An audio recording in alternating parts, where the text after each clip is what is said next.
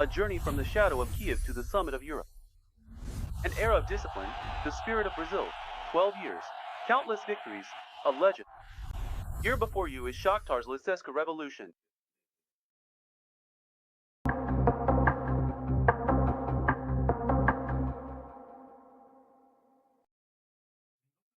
Founded in 1936, Shakhtar was overshadowed in the Soviet era by bigger teams. Although they stayed in the shadow of Moscow and Kyiv clubs, they were successful. After the Soviet Union dissolved in 1991 and the Ukrainian League began, they rose to prominence since Moscow teams were no longer in the league. However, this rise couldn't go beyond second place for a long time. Moreover, during these periods when they finished second, the significant power gap between them and Dynamo Kyiv was also reflected in the results as a points difference. At this stage, Shakhtar's first turning point came in 1995, when the oligarch Rinat Akhmetov became president. Alongside financial maneuverability, maintaining modern training facilities, prioritizing European competitions, and gaining strength through foreign transfers were key factors. This strength bore fruit with 4 domestic cup victories and, in 2002 under the leadership of Nevio Scala, the club's first ever league championship.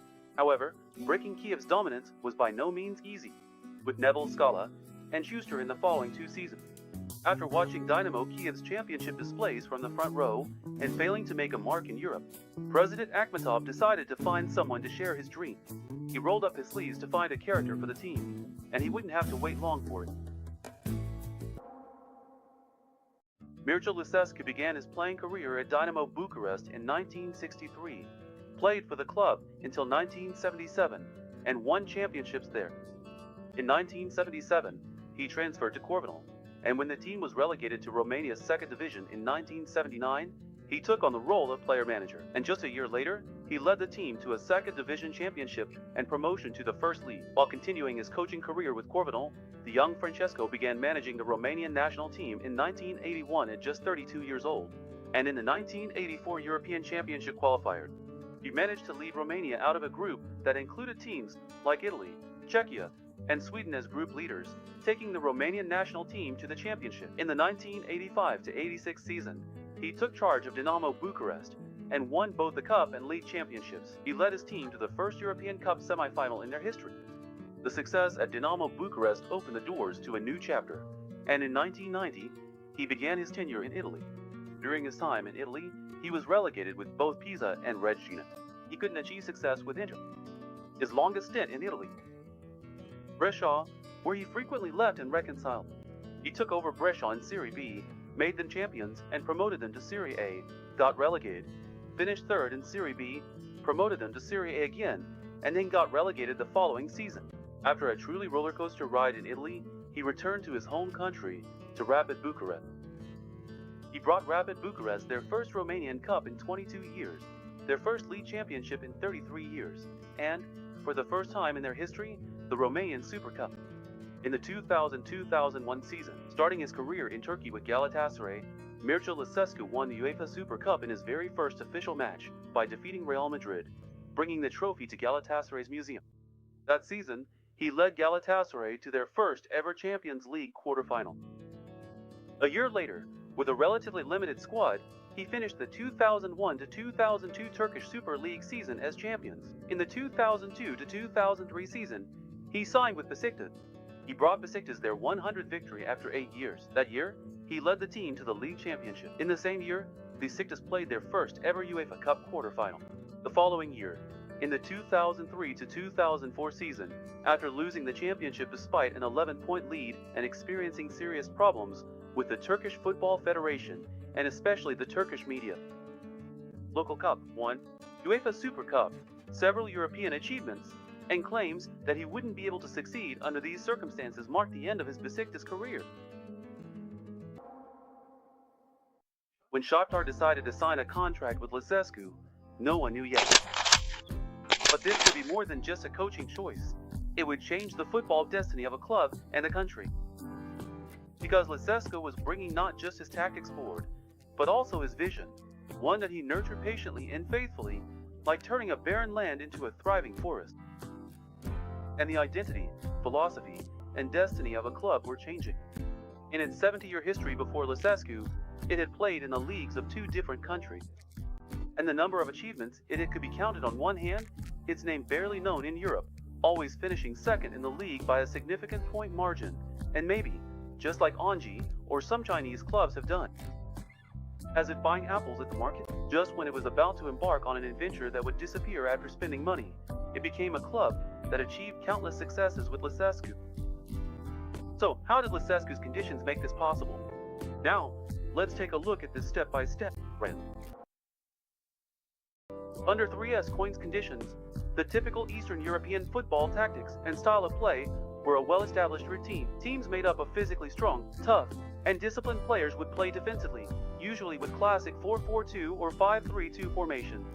In other words, there was almost no flexibility in tactical formations. For Shakhtar, who would take the field with a simple, effective if well executed, but predictable approach like stay solid in defense, intercept, open up quickly, and get results, it was time for a change. There's a saying in Turkey: no matter how cunning the hunter is, the bear is just as clever. As tactically limited as Shakhtar and Ukrainian football are, that's how rich Lucescu is in this regard. Lucescu, who used 4-4-2 and its variations at Dinamo, Buchholz, and Bayer 3-4-2-1 and 4-3-1-2 tactics in his other experiences in Italy, and who, although he occasionally used a 3-man defense in Turkey, generally preferred the 4-2-3-1 formation, is a coach who can change his formations only according to his opponent or the squad he has. During his career at Shakhtar, he started matches with 13 different formations. However, he played 74% of his matches with the 4-2-3-1 formation, 14% with 4-4-2 and its variations, and 6% with 4-3-1-2. Especially, as we remember from his time at Besiktas, he used a 3-man defense very rarely in Ukraine, mostly relying on a back 4 and 2 holding midfielders. He has almost never given up on the back 4. People often say, Manchester plays 4-4-2, Barcelona plays 4-3-3. It's the same for Shakhtar. They play 4-2-3-1. This has become a cliche in football. Even now, if we say Shakhtar usually plays 4-2-3-1, this formation is woven into the club's DNA. It has been ingrained and is a key part of their path to success. Not only with the imitation formation, but also with tactical changes, it has become one of the important steps forward. He started his coaching career exceptionally early, especially for that time, which was a rare occurrence. Throughout his career, he managed many clubs with very different goals, from fighting to avoid relegation to winning the European Championship. This gave the Romanian coach the opportunity to experience not only a variety of tactical formations, but also many different playing philosophies. In Romania and Turkey, he established a solid tactical and playing philosophy focused on attacking and ball possession. After building his approach on these foundations, Lucescu further developed his tactical discipline in Italy, especially in team defense, compact play, and quick attacks.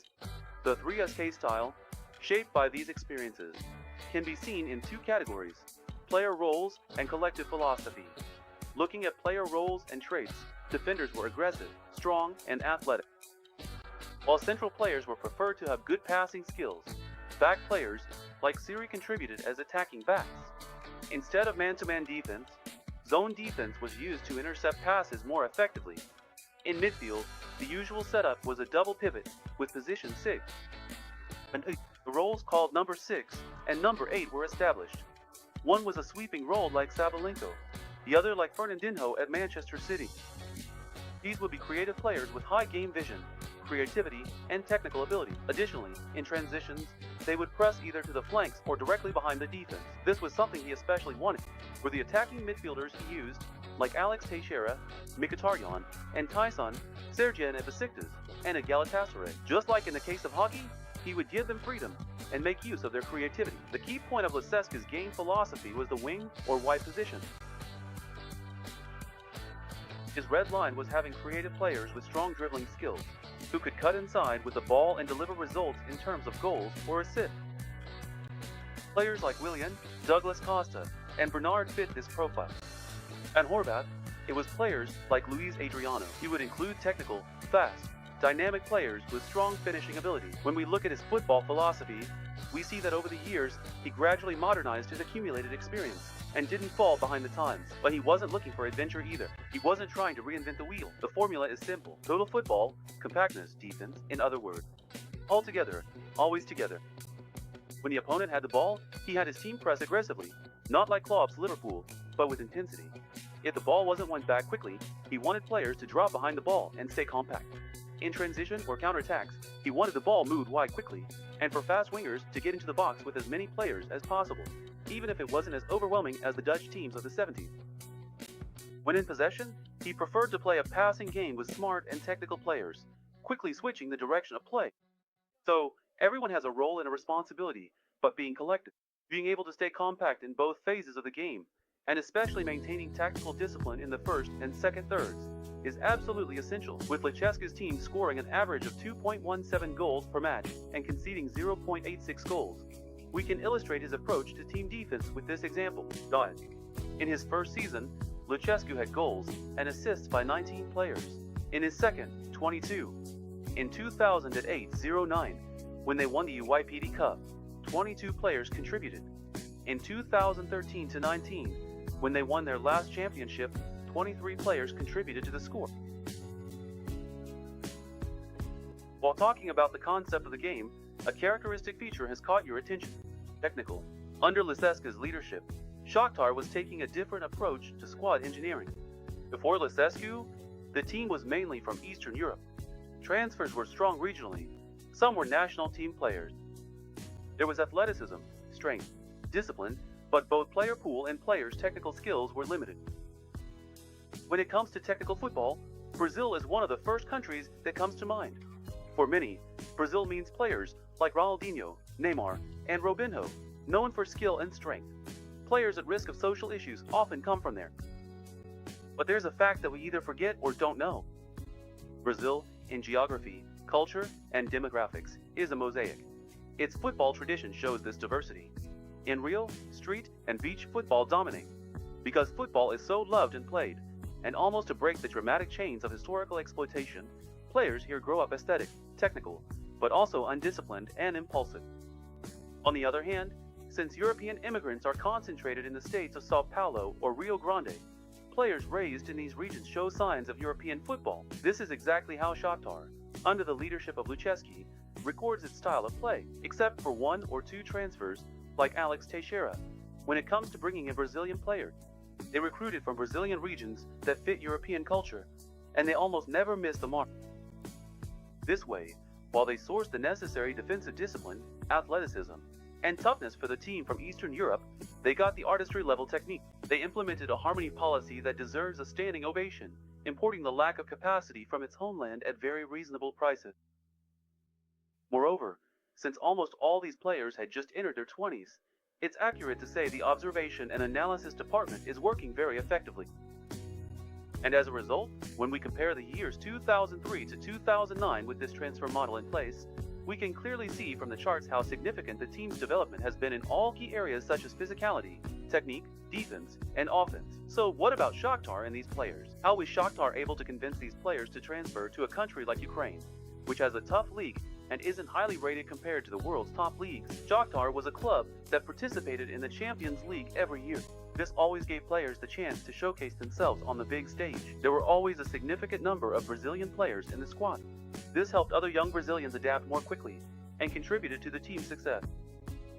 Shakhtar wasn't the kind of club that would use its players until they were completely worn out. If a player developed and wanted to leave when the time was right, they wouldn't stand in his way. This is one of the reasons why the club became a destination for Brazilians, just like Benfica or Porto, to make it easier for newly transferred players to adapt. They built a sports complex with extensive facilities, including artificial lakes, natural forests, gyms, and relaxation center.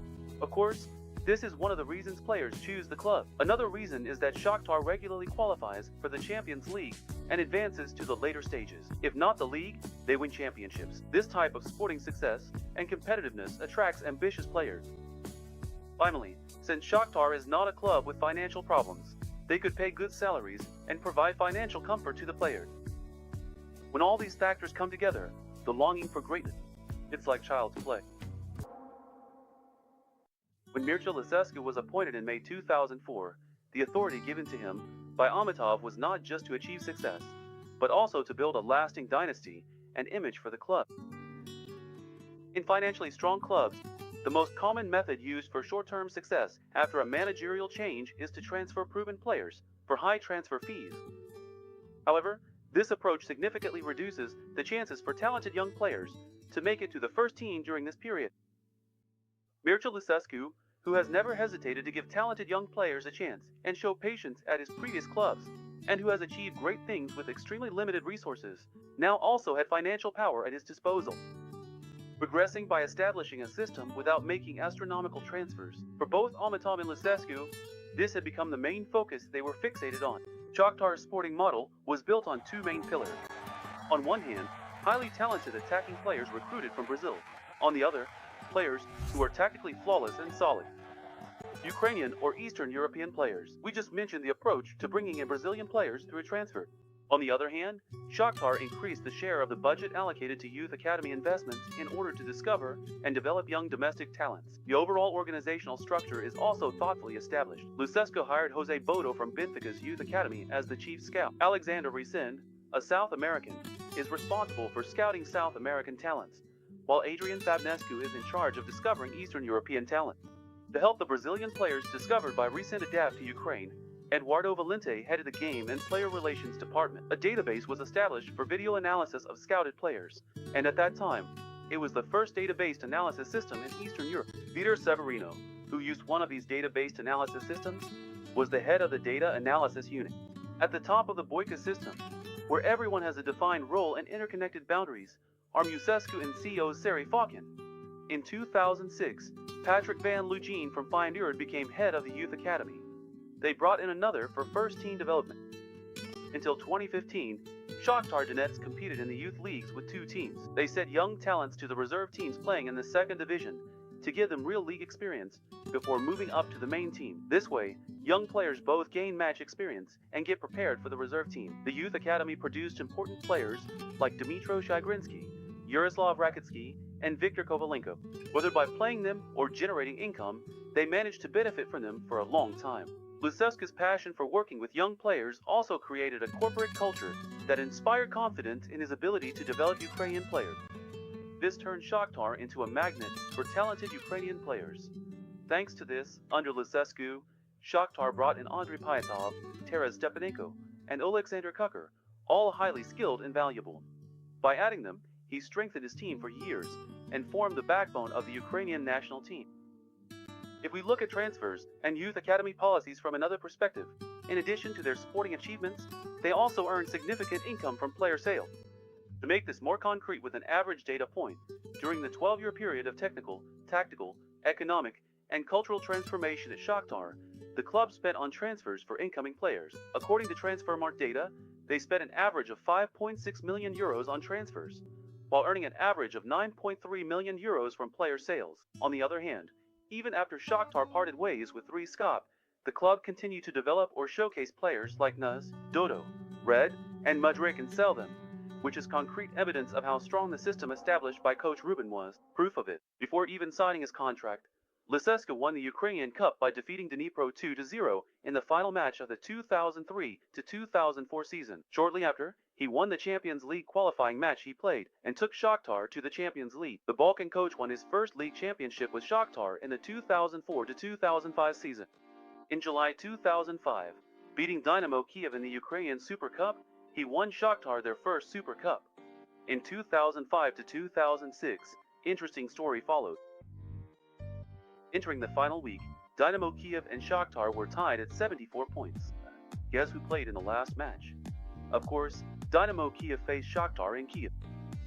Dynamo Kyiv took the lead 2-0 in the first half with the goals they scored. If the match ended like this, history would repeat itself and Dynamo would continue its championship show after a short break, but they couldn't. Luxus Kulik made a substitution at halftime, intervening in the game when it was 2-0.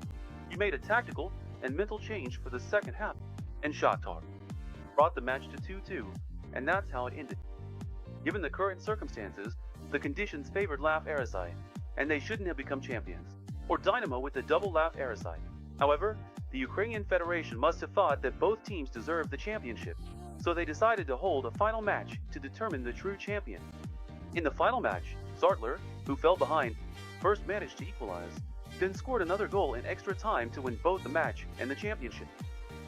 This match was not only important for the championship, but also highly anticipated as a way to gain psychological advantage. Because at the start of the season, Dynamo won the Super Cup, but in the next match, after coming from behind twice and taking the championship from Dynamo twice, Shakhtar finished as the leader for 2 consecutive seasons for the first time, and by breaking Dynamo's dominance both in sports and psychologically, they proved that last season's championship was no coincidence.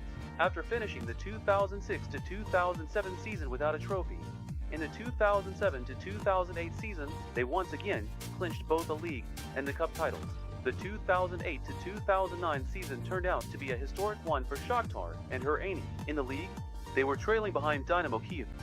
In the Champions League, they finished third in a group that included Basel, Barcelona, and Sporting Izmir. As a result, they would go on to compete in the UEFA Cup. Before the round of 32, their chances of winning the cup were just 5%. In this round, they beat Tottenham. In the round of 16, they defeated CSKA Moscow. In the quarterfinals, they overcame Marseille. And in the semi-finals, they faced their arch-rival Dynamo Kyiv when they reached their first final. For the first time since independence, a Ukrainian team had managed to reach the final of a European Cup. In the history of the UEFA Cup, only a few teams from countries outside the top 5 leagues had ever managed to win the final on their first appearance. Their opponent was Werder Bremen, and this was Shakhtar Donetsk's 7th appearance. They returned to their country with the cup as both their own and Ukraine's first UEFA Cup winners, and as the last champions of the tournament in its original format. For the following 5 seasons, they maintained an unbroken dominance over the Ukrainian championship. Alongside their championship wins, they qualified for the Champions League every year, and, in the 3rd season, they advanced from the group stage. Eliminated in the last 16 twice, they made the quarterfinals once. They finished 3rd in their group 6 times, and continued in the UEFA Cup. Apart from the season when they became European champions, they made it to the last 16 3 times, and reached the semi-finals once. In 2011, they were chosen as the club with the most progress over the last 10 years by the International Federation of Football History and Statistics. While Shakhtar produced the top scorer in Ukraine 3 times, they also had the pride of having at least 4 players named to the Team of the Year on several occasions. They produced top scorers like Brandao, Seleznyov, Mkhitaryan, Luis Adriano, and Alex Teixeira. Mkhitaryan's 25 goals in a single season as a midfielder is a record and still hasn't been broken. They say all good things must come to an end, and for Mircea Lucescu, the end came after an epic 12-year journey. He had achieved such great successes with Shakhtar Donetsk that there were no more leagues or European trophies left to win. He had made the club experience so many league titles. He had practically outdone himself. He believed he no longer had the strength to give any more. On top of that, the war in Ukraine in 2014 cast a bitter shadow over this story. Being exiled from the warm, passionate embrace of Donbass to Lviv and Kyiv deeply shook Lucescu's transformation. The longing he felt for the unique atmosphere of Donbass was like a persistent thief in his heart. As they entered the final season, disagreements began to surface within the club as well. While Lucescu wanted experienced and quality players, the club president preferred to focus on young talents. She wanted to turn towards young talents. This disagreement only increased the experienced coach's unhappiness. Right at that moment. At that time, Zenit told him they could offer both the financial resources he wanted and the football environment he missed. Between 2008 and 2014, he was chosen as Coach of the Year in Ukraine without interruption, and in 2009, he was awarded honorary Ukrainian citizenship. Mircea Lucescu, who became Coach of the Year for the 5th time in his homeland. He was not just a coach who brought trophy after trophy to Shakhtar. He gave the club a winning mentality, the reflexes of a big team, a modern football culture, and a respected identity. He built such a strong football ecosystem that even after he left, the club continued on its path by staying true to its philosophy and transfer policy. The decline Manchester United experienced after Sir Alex Ferguson would remain just a documentary watched from afar for Shakhtar. Indeed, thanks to Lucescu's legacy, the club, even after his departure, would go on to win its 6th league championship, its 5th Ukrainian Cup, and its 3rd Ukrainian Super Cup, and would continue to remain competitive in Europe. His arrival at Shakhtar changed the fate of an ordinary European team. In 2004, this humble man, who used to watch Dynamo Kyiv's matches as a VIP, took over the team and led them on a journey of 573 matches. This journey began with a cup won against Dnipro. 8. 6 six Ukrainian Super Cups and one UEFA Cup. After being crowned with that victory on May 21st, 2016, he bid farewell to Shakhtar with yet another cup win. This was the story of a life devoted to a single crest, in the embrace of winter, war, and applause. Here is the man who revolutionized the circumstance. Mircea Lucescu.